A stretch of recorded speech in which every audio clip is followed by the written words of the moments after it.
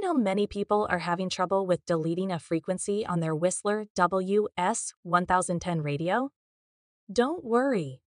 In this video, we'll show you how you do this. Let's start. Step 1. Enter manual mode. Press the SCAN/MAN button to stop scanning and enter manual mode. Step 2. Select channel. Enter the channel number of the frequency you want to delete using the number keys.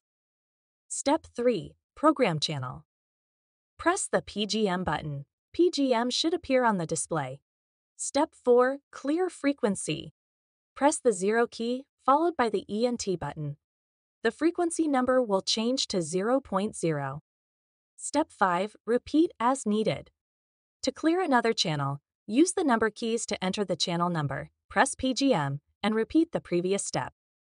After following these steps, you should be able to successfully delete any frequency from your Whistler WS1010 radio. Still need help? Visit our website for the complete manual. There you will also find questions and answers from other Whistler users. Did you find this video helpful? By subscribing, you help us continue to answer users' questions. So, subscribe to our channel. Thanks for watching, and see you in the next video.